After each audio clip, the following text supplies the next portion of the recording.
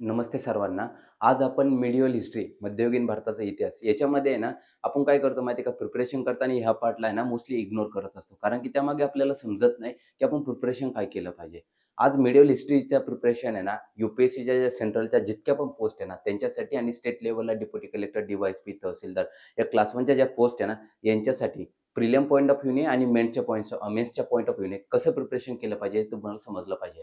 आता समजण्या अगोदर आपल्याला 2 गोष्टी माहीत असल्या पाहिजे. एक म्हणजे सिलेबस काय आहे ते माहीत असलं पाहिजे.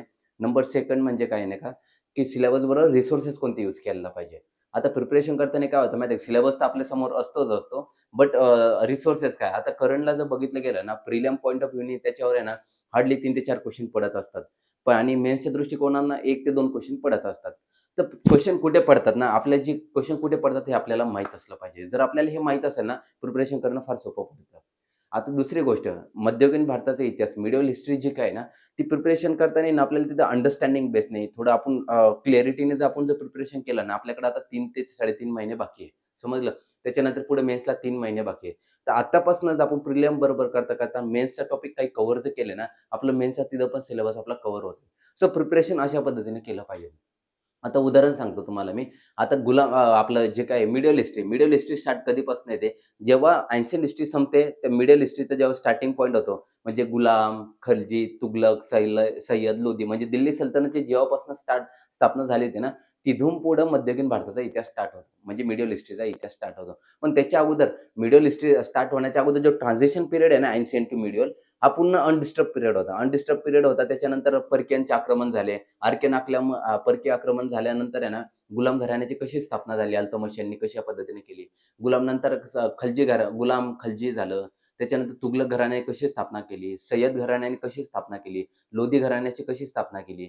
त्याच्यानंतर बाबर आले. बाबरने मुघलांची स्थापना कशी केली. मुघलांचा पिरियडचा तो इतिहास आहे. म्हणजे अकबर झालं, जहागीर झालं, शहाजहान झालं, त्याच्यानंतर औरंगजेबपर्यंतचा हा जो इतिहास आहे ना, हा मिडल हिस्ट्रीच्या पिरियडमध्ये मध्ययुगीन भारताच्या इतिहासामध्ये हे मोडत असतो. समजलं? त्याची जर सिखिझमची स्थापना कशी झाली, सिखांचं जे होतं ना, त्याच्याबरोबर मराठा साम्राज्य कसं निर्माण झालं.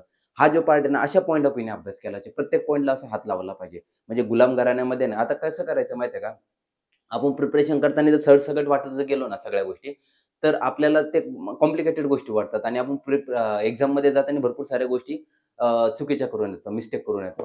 तर प्रिपरेशन करताना काय करायचं आहे माहिती आहे का? पॉलिटिकल हिस्ट्री काय त्यांची? आता गुलाम घराण्याची पॉलिटिकल हिस्ट्री काय आहे? खलजी घराण्याची पॉलिटिकल हिस्ट्री काय आहे? सय्यद घराण्याची पॉलिटिकल हिस्ट्री काय आहे? लोधी, तुघलक घराण्याची पॉलिटिकल हिस्ट्री काय आहे? पॉलिटिकल हिस्ट्री क्लिअर वाचून घ्यायची. समजलं? तिथं तुम्हाला क्लॅरिटी मिळते. त्याच्यानंतर सोशल हिस्ट्री काय आहे? सोशल हिस्ट्रीमध्ये त्यांच्यामध्ये सातत्य काय काय आलं?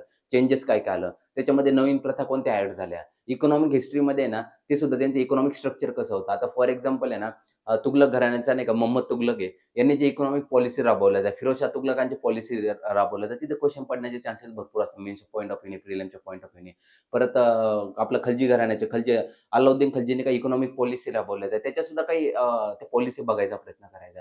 म्हणजे इकॉनॉमिक पॉलिसी झालं. म्हणजे अशा जे प्रत्येक पॉइंट ऑफ व्ह्यूने ना, सगळ्या घराण्याच्या इकॉनॉमिक पॉलिसी बघायच्या, सोशल पॉलिसी बघायच्या, त्याच्यानंतर पॉलिटिकल स्ट्रक्चर त्यांचं कसं होतं, काय होतं, ॲडमिनिस्ट्रेशन पॉलिसी बघायच्या. हे असं बघितलं ना, तर आपल्याला मिडिव्हल हिस्ट्रीचं प्रिपरेशन करणं सोपं पडत असतं आणि त्याच्याबरोबर काय करायचं माहिती आहे का? मेन्सचा जो सिलेबस असतो ना, तो पण कव्हर करायचा. आता फॉर एक्झाम्पल मेन्सच्या सिलेबसमध्ये क्वेशन कुठे पडतो ते पण चान्सेस आपल्याला माहीत असलं पाहिजे.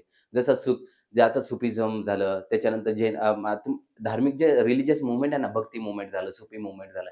इथं पण थोडं लक्ष घालायचं कारण इथं क्वेशन पडण्याचे चान्सेस मेन्सच्या पॉइंट ऑफ व्ह्यूने भरपूर राहतात. कारण की सोशलच्या दृष्टिकोनातून ते पॉइंट भरपूर असतात. पॉलिटिकल हिस्ट्री मेन्सला जास्त करून विचारतच नाही.